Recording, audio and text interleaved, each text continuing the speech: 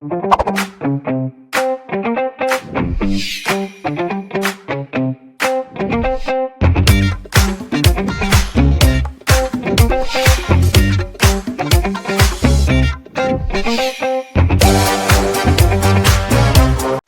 friends, are you aware that in the 19th century there were no phones or computers to communicate with? People communicated through town criers, smoke from fire, pigeons, and posting of letters. In the 18th century, Sose's mom was terribly sick. Unfortunately, Sose's dad had traveled to a different country in pursuit of a better life for his family, and Sose could not afford the cost of her medication. So Sose sent a letter to his dad to inform him of the state of his mom's health and also request for the money needed for her medication. Sadly, by the time his dad replied to his letter and sent the money for his mom's drug, Sose's mom had died. Now imagine if this incident had happened in the 21st century where there are phones. All Sose would be required to do is put a call through to his dad, and in a matter of minutes, the message is delivered.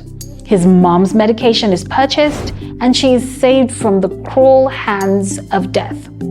The basis of a thing is just as important as the thing. The basis of a phone was to make communication easier and faster. In today's lesson, we will look at both the background and settings in poetry. The background of a poem is the basis of every poem. It explains the reason behind the writing of the poem. To analyze the background of a poem, we need to find out what the poem is about, why the poem was written, whom the poem was written for. Remember to include the poem's title, the poet's name, and the year it was written. Now let's take a look at the background of the poem, Keeping Up by Lyra Lloyd. Life can be draining, hustling and bustling daily. I'll keep my head down. The poem Keeping Up by Lyra Lloyd is centered around the struggles of life. The poet expresses how life struggles weigh one down and the daily state of human life. A life filled with so much striving for survival. Hustling and bustling daily, line 2. In the third line of the poem, the poet encourages herself and her audience to remain calm in the midst of life's chaos. I'll keep my head down. The background of this poem is one we can all relate with: life, survival, and relevance in a chaotic world. The setting of a poem is the place discussed by a poet in a poem. It could be the forest, Africa, on a farm, or in a house. Although some poems may not have specific settings. Some of the poems have settings that are metaphorical and symbolic. Here's a quick analysis of the setting in the poem The Goat in Chain by Lyra Lloyd. The Goat in Chain. There lived a goat in Spain. It caused a farmer pain. How can a goat be mean?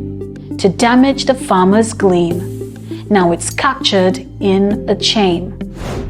The setting in the poem The Goat in Chain by Lyra Lloyd is in the country of Spain. The poet states in line 1 of the poem, there lived a goat in Spain. The other setting in the poem is a farm, where the goat goes to destroy the farmer's barn.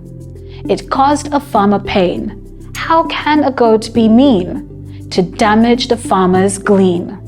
Lines 2 to 4. The settings in the poem are clearly stated and not metaphorical. When analyzing a poem's background and settings, remember to always state your point. Show evidence from the poem, evaluate, analyze, and link your details to the poem. Lastly, use quotation marks when stating your evidence and write your analysis in present tense. And that's all for this lesson. See you later.